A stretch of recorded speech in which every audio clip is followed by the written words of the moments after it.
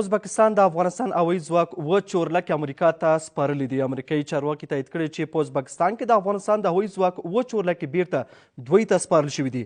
دغه چورلکې د 2023 کال په اګست میاشت کې افغان پیلوټانو په هیواد کې د تحولاتو سره هم مهاله ازبکستان ته ولېږدولې. اسلامي امارت له ازبکستان څخه څو ځلې د الوتکو د ورسپارلو غوښتنه کړې، خو کومه اغیز یې نه ده کړې. راپورونه ښیي چې تاشکند او واشنګټن په دې اړه هوکړه کړې چې 46 پوځي الوتکې به په ازبکستان کې پاتې شي.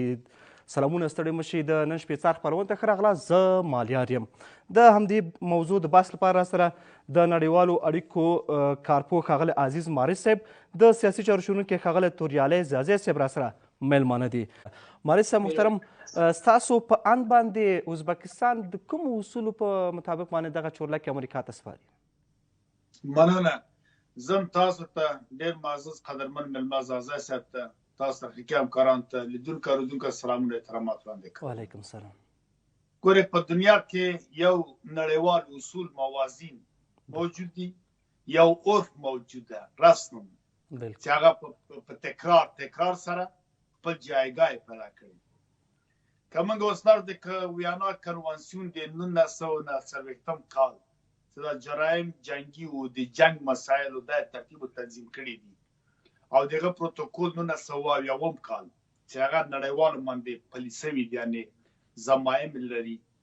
دته وګورو، یا عرف دی نړیوالو جګړو ته وګورو چې وروسته له جګړې نه د مالو د ویشو د غرایمو دا مسایل څنګه کېږي. په دې کې هغه وسلات چې په هر عنوان باندې یو هېواد ته ورکول کېږي، هغه د مطلق دغه هېواد ملکیت ګرځي. که موږ ووایو دا چورلکې د امریکا جوړې، د ازبکستان ټوله وسله د روسیې جوړ ده. نو که چېرې موږ ته په لاس راغله، موږ باید یا مسکو ته ورکړو یا یې ځان ته واخلو، ځکه دی مالک نه ده.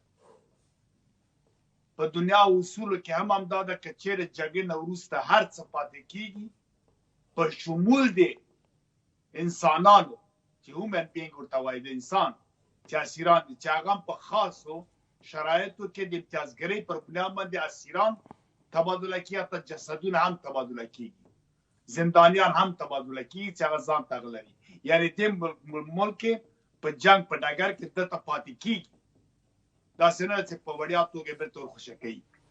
وسایل ټول په نوم د غرایم و غنیمت په جنګ کې چې وصول کېږي، اخیستل کېږي، هغه د ده هېواد برخه کېږي یا د بیت المال کې حسابېږي. او که په رضایت یې ورکړي بلا عوض چې چېرې دلته یعنې په صراحت باندې لیکل سوي نه چې دا تر کوم وخته تا سرحدي بیرته راکړه، هغه د هغه حکومت برخه ګرځي. داسې زازی صاحب ښه تشریح ورکړه. د موږ ګاونډیان په سیمه کې د افغانستان هغه غښتلي اردو چې د امیر شیر علي خان له وخته را روانه شوله، او په د علاجاري و، دا مثلا د احمدشاه بابا وخت چې پلي پیاده سیستمونه وو، امیر شیر علي خان دته نظم ورکړ. بیا امیر عبدالرحمن خان دا بیخي په قاعده کې جوړ کړل. بیا نو نادر خان او ظاهر شاه د اوسنۍ اردو نومونه او د مسایل ترتیب او تنظیم دلته مختلفې وسلې، ان د مخفل وسلې هم بعضې پاتې، لکه په توپخانه کې شاهین و زنبورک و شارنګ توپونه جوړېدل، یا تورې جوړېدې، یا سیلاوي توپک و 2 ډزې 15 ډزې، خو په هر صورت مدرنایز ولې. یو وخت روسیې موږ سره ډېر زیات کومک وکړ، اخواته مخالفینو ته غرب کومک او دغه وسله هم چې ګرفتار کېدل، راوړل ډیپو کېدله په افغانستان کې. نو دلته اردو ډېر غښتلې شوله.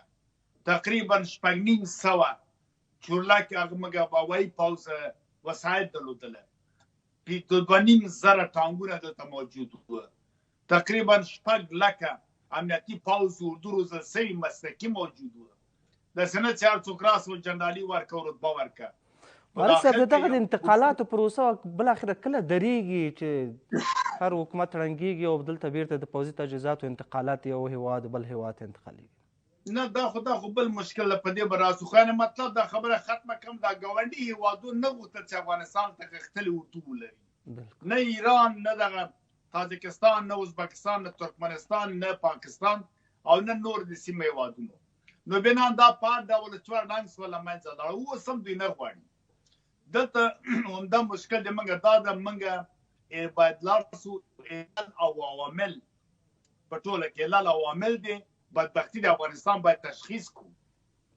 او دښمن باید وپېژنو که یې نه پېژنو 50 کال نه 100 کاله دوام کوي دا وضعیت او تر هغه چې یو بل نسل پیدا سي هغه هوښیار سي متوجه سي د روس او امریکا سیالي د افغانستان ډګر د جګړې ده باید موږ پوه سو علل او عامل د جګړې څوک ده او دغه دوه هېواد د مخ پر کېږي نه مجري پاکستان د پاکستان اجراعات کوي په ډول چې کوي چار صورت دوستي خبرې کې پرنه ګوره وزیران راغلي وه نن هلته بمبارد کړی ده دا نه خپلېږي دا خپله ګټه لري پیسه د سعودي استعمالیږي دغه ذهنیت موږ به لرې کړو چې الله عرب ده صاحب هلته مکه ده صاحب الله سعودي ته وویل هله دغه ذهنیتونه موږ ته راکړي په همدې ذهن کې پاکستان ته به هم دوست وای روس ته به یا امریکا ته به هم دوست وای سعودي صاحب نو بس نو که دې ویلې کافر در حالی که 50 کاله د سعودي په پیسه هم ګوزل کېږي دلته ډېره مننه مارس او دا ایران او دا خلکونو راسو دې ته چې ازبکستان دا چولکې څه ورکړي دي امریکا ته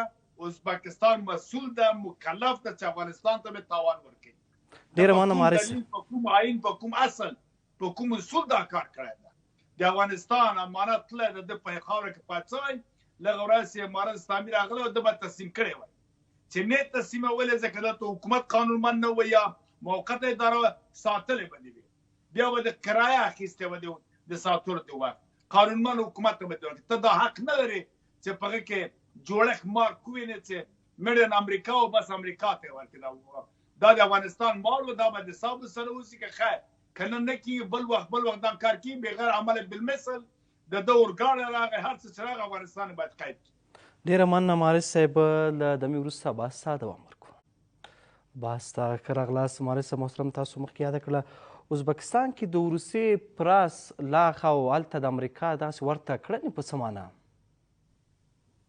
بخښنه غواړم پوښتنه ما راوکړه بلکل بلکل کوای شي تکرار کړي وبښئ ما فکر کوم په ازبکستان کې د روسیې پراخ لاس هلته د دوی شتون او لوی لوی اډې درلودل او تر څنګ بیرته د امریکا داسې ورته کړنې هلته ترسره کول په څه معنا دي نه ګورئ دغه د شوروي دغه 15 شپاړس جمهوریتونه چې وو خلاصه 15 وو دا نه استقلالیت لري نه استقلالیت اخیستل دا اوس هم اثر دی روسیې لاندې دي په ډول نه او ډول په هغه وخت کې په 1991 کال کې چې دوی ته استقلالیت ورکاوه د خپلې کابینې د خپلې KGB له غړو نه د دوی ته رئیس جمهوران بیرته ورکړل لکه ادوارد شورناز وزیر خارجه و راوسته ګورجستان چونګورجه و د ګورجستان ولسمشر یې کړ له هماغه وخته مستقیم اثر او دوی په تنهایي باندې نسي کولی مثلا ځان دفاع وکړي د اقتصاد حالت تقریبا چې شوروي په 1922 کال کې جوړ شو انقلاب خو په 1910 کال کې وسو اکتوبر کې لغه وخت تر دې په 1990 کال سیستم هم داسې اقتصادي مثلا لاډا موټر و ماشین په یو هېواد کې و ټایر په بل کې جوړېده دغسې دوی مخلوط کړي و دوی نه سو کولی چې اقتصادي لحاظه ځان بېرته بسیا کړي اوس کراکرا دې خواته روان دي دوی ګورې تاسې اوکراین وګورئ چې لږ بغاوت وکړه د ناتو دې خواته روان و هغسې حالت یې پرې جوړ کړه چې اوس هغه د زیلنسکي باید حتما په هر صورت چې ده به لرې سي په ډول لرې کوي بل څوک راځي بېرته روسیې ته دا خاوره ورکوي راغلو تفاهم ته د دنیا حریمونه معلوم دي د امریکا حریم معلوم ده د روسیې معلوم ده دوی په خپل منځ کې تفاهم سره لري دوی یو بل ګډو ته ګوري کله بیا تبادله کوي مثلا سوریه راکړه د اوکراین جګړه ته ختموم افغانستان راکړه ایران تا درکوم فلانی دا کوم دا کوم دوی حریمونه دا تقریبا متاسفانه بدبختانه له 1990 کال بعد انقلاب د صنعتي د فرانسې نه دغه حالت بل رقم څه د پرتګال او فرانسې او اسپاني حکومتونه د لږ نه مخکې د روم امپراتوري او د یونان دا کراکرا شاته سول نور هېوادونه راووتل لکه انګلیس او بیا امریکا کراکرا غښتلې سوله خصوصا بعد دویمې نړیوالې جګړې نه دغه حریمونه معلوم دي اوس هم دوی فکر کوي حریم ده دغه افغانستان چې همیشه ویل کېږي دلته څلور خطه و یو په مارګلي غرو باندې و بلې دې خواته دغه ډیورن و چې بیا هرني مارتیمور ډیورن دلته جوړ کې بلې کاپیسا یا باګرام ورته وایي تقریبا غوربان صندوق جوړ کړل ته بل خط و بلې په عامو سیند باندې و دوه خطه تظاهریت ته ورکړي او دوی اخیستي و مملکت موجود و په 1918 کال کې اعلیحضرت احمدشاه به حکومت جوړ کړی د هغه نه مخکې په 1809 کال کې میرویس هوتکیان راجګ سوی میرویس نیکه و مانم دوی دا حریم عایل نقطه فکر کاو تقسیمات و پاکستان خاص هم نو هند مثلا اوزه فکر کاو دا د بل چا پلاس کړه نو بنان تر اوسه پورې دغه تفاهم د مسک امریکا په هیڅ صورت په تنهایی عوامل په سیمه کې په افغانستان کې نه کوي نه کوي سي ترغه چې سری کرخه د روسیې او د چین سره معلومه نه کې تفاهم نه کې پغه 2001 کال کې پوس کورلاړه چین ته پوتین ته لاړه اته خاتمی سره په ازبکستان کې وخت تر پروتوکول چې کوڅه ته به ما شویا مذهب ته شویزم ته غرض نه کې زه تاګټ څه غرض نه کوم ځکه تاسو کاله په بامیانو په دې ځکه او تاسو منسه او تاسو ګوره شویا او شویزم څومره روشته په افغانستان کې هر څو خپل ګټو تفاهمات ګوري ډیره مننه مارس بیرته هم دې بحث راګرځي کون باس کې د جوړ کې عادي د امریکا دوی په تفاهم دا کار نه کې خپل ګټې سره ګوري منګه ما وخت ویل چې لاله عامل باید پیدا کو افسر چې موږ نور قرباني د دغه مسایلو نسو دقیقاً باید متوجه څنګه په وخت کېږي چې موږ اصلاحات ولرو اداره کې صحیح اداره ولرو افزار دوی ته پلاس کې ورنکو دلایل دوی ته پلاس کې ورنکو ملت سره او جایسو په خپل زیربنا کارو کو دا موقته اداره او دا سرپرست وزارت کور ودان کور آباد مارس بیرته راګرځم همدغه موضوع ته ډېره زیاته مننه ستا مارس محترم تاشکند او واشنګټن په دې اړه هوکړه کړې چې شپږ څلوېښت پوځي الوتکې به په ازبکستان کې پاتې شي د افغانستان د مخکیني حکومت او امریکا ترمنځ په ځانګړي ډول امنیتي تړون ته په کتو آیا امریکا حق لري دغه الوتکې درېیم هېواد ته وسپاري نه په هېڅ صورت نه لري هغه وسیله چې په ډګر د جګړې کې استعمال شوې ده چې پاتې شوي هغه دغه هېواد حق کې اعلان دي سي کنوانسیون د نړیوال دی وګوري په نړیوال کور په تعامل د جګړې د نړیوال دی وګوري د خپل واسطه واقع په کله چې په 1950 کال کې ویتنام وو تاسو هم پاتې ډېر زیات وسې امکانات نه و چې ویزه او څه کباړې وي خراب وي نو بنان په مدین د ادانه سکواله په وخت زمان دا د جنگ اصول دی واقع فرانسې او انګلیس هم سره جنگ کړو توپونه څه پاسې و هغه د بل هېواد کې دا غرایم جنگي ورته وایي دا په دنیا کې سوي دی او که چیرې امریکا به داسې کړنې کوي د امریکا چېرته چې مال د بیانو نور هېوادونه کولی چې هغه لوټ کړي خیر که نن په قدرت کې ده سبا به قدرت کې نه ده بیا باید داسې سرتېري وګړي هم بعضې هېوادونه لري لکه افغانستان چې په هر ډول هر څه نه استفاده کوي ازبکستان باید دا کار د ګاونډ په حیث باندې به دا کړنه باید ونه کړي دا باید نړیوالو اصولو ته وګوري وسایل د افغانستان بس بالکل اوس چې ازبکستان دغه څه ترسره کړي دي مانس محترم ازبکستان پیسې اخلي کمیشن اخلي هغه بل څه نه کوي خپل اهداف لري ازبکستان ترکمنستان تاجکستان سیاسي رشوت اخلي دي رشوت اخلي او بل دي زیات کوشش کوي جنوبي اسیا ته د خپل نفتي مواد هند ته ورسوي خوش خدمتي ورته کوي چې هغه بعضې پروژې چې له هند سره دي هند سره قراردادونه دي اجازه ورکړي چې هغه ته دوی مواد ورسي بل څه نه کوي ازبکستان غواړي خپل نفت خپل بازار جوړ کړي ځان ته دا کوشش چې افغانستان ته د ریل په د اورګاډي پټلۍ جوړه کړله دا هم جز د همدې ده دوی په دې باندې دا کوي او بل په دې کې خپل کمیشن پیسې اخلي دا وجوهات دي بنان دلته باید د پکار دا د افغانستان حکومت ته اوسني ته چې په دې باندې زغره د اعلامیه باید ورکړي حد اقل که وس او قوت نه وي هغه تاریخي سند باید ثبت سي راجستر سي په نړیواله کچه باندې په افغانستان کې هم د ازبکستان سفیر ته احتجاجي او مثلا یو وربال یاداشت ورکړي هم د خپل وزارت خارجیې ته د ازبکستان د خبره ورسوي او همدا ډول تر امریکا پورې تر دې ټولو ملګرو ملتونو پورې متاسفانه بدبختي په دې کې ده چې موږ خپله افزار خلکو ته لاس کې ورکوو زمینه خلکو ته مساعدوو هڅه چې کوي بیا شکایت ته موږ کوو چې پاکستان داسې وکړه ازبکستان داسې وکړله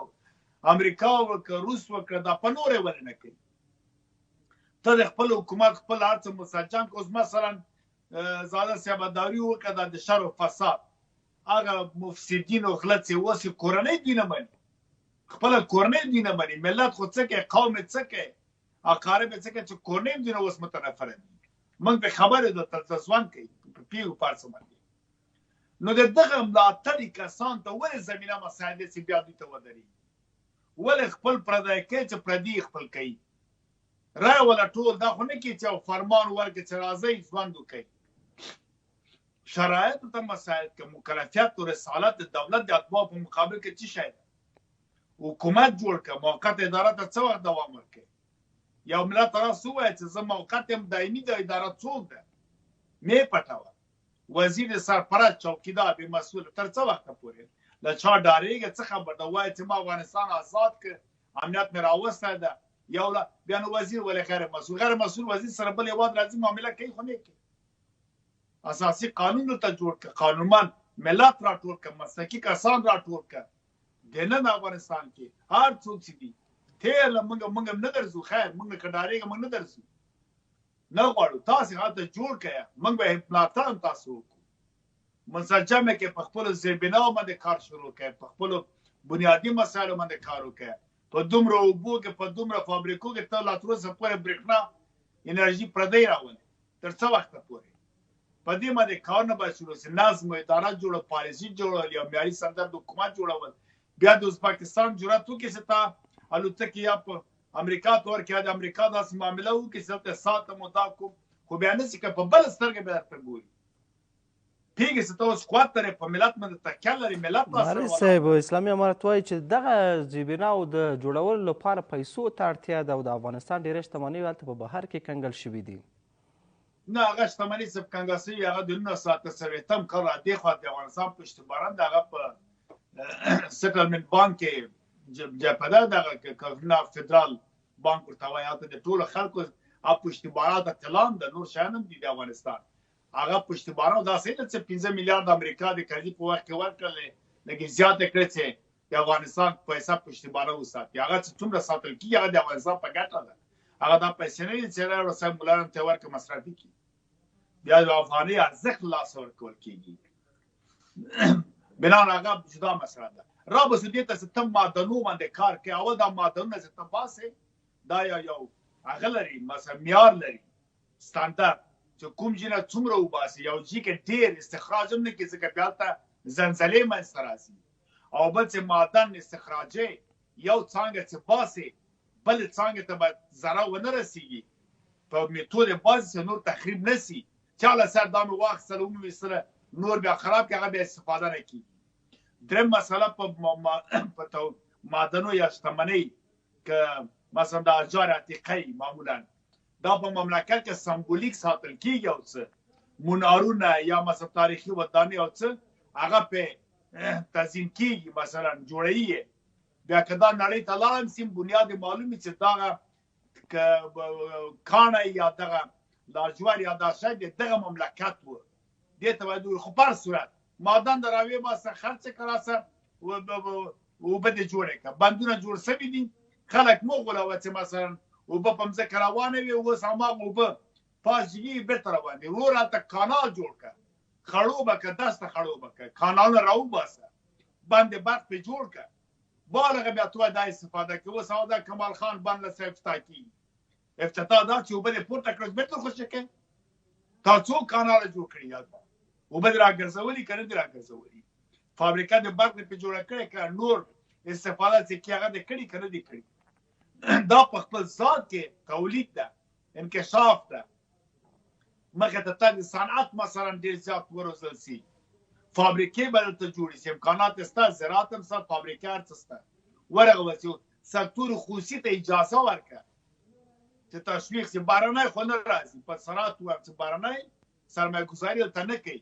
حتی د کرزي صاحب په وخت کې د مستنده خبره ده، هسپانویانو غوښتله چې راسي او څه کار وکړي، چینایانو غوښتله او څه کار وکړي. دوی دواړه سرمایه ګذاري ونه کړه. چا پوښتنه کولې و دغه حاکمان چې دوی خپل بیت المال لوټ کوي، خپل بیت المال لوټ کوي، نو د موږ سرمایه خواته څه لاړه لوټوي؟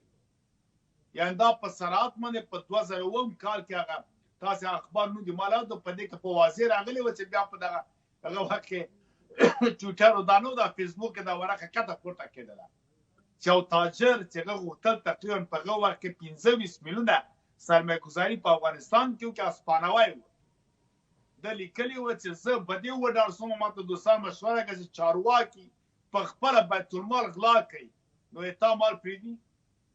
یا اوس مثلا وایي چې زه چا سره قرارداد وکړم چې هغه حقوقي اعتبار پیدا کړي، وزیر سرپرسته کابینه موقت ده، هغه خو نه راځي. نو د داخلي سکتور دا کورني سکتور ته خو ته اجازه ورکړه، زمینه ورته مساعده کړه، امکانات ورکړه، په سبسایډیو سره کار وکړه، په قضیاو سره کار وکړه، دغه څه را جوړ سي چې نور نو بیا ګاونډ او پردی او بیګانه تا ته په کومه سترګه ونه ګوري. هغه افضل لاس کې مو ورکوه خلکو ته چې پلمې او بانې جوړ کړي. شرایط د دنیا دي هغه مشروع شرایط چې خواسته د افغانستان د وی مېنه عملي یې کړه. ډېره مننه مارس محترم، بیرته راګرځم دې موضوع ته. بخښنه غواړم، یو ایسای استازی ځي ترکیې ته او پخواني ډلې تپلې چې هغه نور ملامتوي د پنجاب په جاسوسۍ خپله بیا منډه کوي، بیا اسلام آباد تشویقي دفتر در کوم او دا مننه وارث دغه په خپل ابزار دي چې په تا باندې فشار راوړي یا کډوالو نه فشار پر راوړي په دولت باندې. دا کډوال ولې کډوالېږي؟ عوامل یې پیدا کړه، دلایل درس شته، نور شته، اسکان ورکړه، د کار زمینه ورکړه، خواهشاتو ته هغه ضرورت شته، په هر څه امکانات شته په افغانستان کې چې سم مدیریت شي. متاسفانه دغه حالت نه کېږي. همیشه هلته لاسپوڅي تحمیلي حکومتونه دي، پردیو ته ګټه کور آباد مارس بیرته پردیو راګرځم. په ګټه باندې کار کوي، موږ تباه او برباد هسې روان یو. وروسته یوه خبره کوم، بخښنه غواړم، 15 اسلامي ملکونه دي، یو ملک ما ته راوښیه چې هغه غلام نه ده. ولې؟ که غلام دوه شی کې، یا فقر یا ناپوهي. په دوی کې هم په بعضو کې فقر اچولی، په بعضو کې ناپوهي اچولی. دا علت دغه ټول غلامان او نوره دنیا ټول مخ په وړاندې روانه ده. مهرباني شي. ډېر زیاته مننه، بس ته له وقت وروسته ده. مارس صاحب غواړم چې د همدغه موضوع په اړه ستاسو لنډ نظر ولرم، او بله دا چې د ازبکستان او د امریکا د دغه معامله کول ترڅنګ اسلامي امارت ته څه کول پکار دي؟ داسې خلاصه چې ووایم، نه لولږه مړه کېږو، هوس هم نړۍ خو بېله نشا کړې ده، انزوا کېږو. دا یو ازبکستان دی پسې لاړ شي، نه دومره احتیاجي سه که بیا چېرې احتیا موږ احتیاج یو هغه بیا د نړۍ شرایط یې ومنو، نړۍ د ټول روابط جوړ کړي، مساړي کې د جوړې کړي، بیا مشکلات حل کېږي. نو بنان فوراً وزارت خارجه باید اعلامیه ورکړي، په 40 نه په 2 ساعتو کې دوی د دې یا جواب ورکړي، یا د دلیل ووایي، یا د تاوان ورکړي، او بېغرق په سفارت ټول کې اړیکو سره بند کړي، له ریل هم تېر، له اورګاډي هم تېر، له تجارت هم، له هر څه نه. دا د یو غیرت وکړي، یو همت دې وکړي، همدا کار ترسره کړي چې نور د افغانستان بیت المال، د افغانستان مال ته څوک په سپکه سترګه نور نه ګوري. داسې فکر نه کړي دا بې صاحبه ده. لکه په سعودي کې رباط افغانیت چې احمدشاه بابا ته جایداد اخیستی وه، خو یې قیچي که وړکی کړو، اخر کې هغه ورک شو. اوس هلته یو فوټ په میلیاردو ډالره خرید فروش کېږي. څه شوه د موږ هم ځکه همدغسې نورو ځایو کې جایدادونه و، هر څه و، په دغه ضعف باندې و، معاملې و، په خندا و، په جار و قربان په وړیا توګه خرڅېدل. صاحب یو ریاست راکړه، نور هر څه درکوو. صاحب ما ته حکومت راکړه، واړه خاور هم واخله، تاریخ هم واخله، بربادي واخله. دغه رقم لاسپوڅي ګوډاګیان باندې نور موږ پرېږدو په افغانستان کې. غیرت همت مو کړ، سفارت یې پرې وتړه، اړیکو سره قطع کړه، او اختار ورکړه ورته ته مار مې درنه اخلم، خیر که نن جوړ یم سه. ګوره دوه ګاونډیان، یو شتمن یو غریب وي، اختار ورکوي چې ورته که په مځکه په دیوال باندې تعرض کړی، ورته وایي چې خیر بیا به ورځ راسي، بیا به راښکو کوو، او دا راښکو یې څه وي. ډېر ښکرور خلک راغلي دي، ډېر کارونه یې کړي دي. یو وخت زه یو مواجه وم، یو د موږ ګاونډیان وو پخواني خیرخانه کې، یو غټ قومندان راغلی و، صاحب په نوم د شورانظار که څوک و، د بل په دیوال باندې راغلی و، کوټې جوړولې، او دا غریب سړی و. په بالاخره مې په یاد دي دغه 2-3 که 4 کال زه ورغلم، نن قومندان یې واسطه ده، سبا دغه واسطه نشته. د تا زوی سره څه معامله بیا کوي؟ د تا مسایله د سره څه کوي؟ یعنې وروسته د 1 ساعت خبرو نه سړي قناعت وکړي چې دا کار زه نه کوم. دا خو بیا معامله ده. ازبکستان په همدې الفاظو ورسي چې دا تاریخي عمل دې ترسره کړی، تاوان به ورکوي. که تاوان نه اول خو مخنیوی یې وکړه، نور مه کوه دا کار، او هغه چې کړي دغه تاوان به ورکوي. که نه ورکوي دا خو بیا تاریخي دښمني پاتې کېږي چې په دغه تاریخ، په دغه کال، په دغه وخت، په دغه حکومت، په دغه رژیم کې د بیت المال د افغانستان مال په ازبکستان په معامله، په خرڅولو، په کمیشن باندې امریکا ته ورکړي. بیا وایي تاسې هر څه د الوتکه رایې، سبا ته به د یو پلاوی راځي الوتکه، بیا داسې بدماشان ستا ته په کابل کې بیا ته بندوي، غټ الوتکه یې درېده، ته وایي بس دا دې موږ سوله راکړې، ما تاوان نه کړ. دغه اورګاډه دې درته بندوي اټپا دې درته نیسي په شمال په دې جګ چې وخت راځي جماعتان درته قیدوي دا چلن سبا له ایجار قربان او وهم اخیست او سای ولا نسب کولای کمزوري او دا خبر نو په یو په واسم کو د سیستم دا سند سنړی ساړي کې جوړي نه ډیره زیاته مننه مانس عادي مملکت ته وته خوشحالي سماله کور ودان ډیره زیاته مننه ډیره مننه مارس صاحب د نړیوالو اړیکو کارپوه ښاغلی مارس صاحب د سیاسي چارو شنونکی خالد توریالی زازی صاحب ډیره زیاته مننه چې وخت مو راکوئ سلامات اوسئ قدرمنو لیدونکو د څار خپرونه په همدې ځای پای ته رسیږي تاسې په لوی بخښونکي خدای سپارو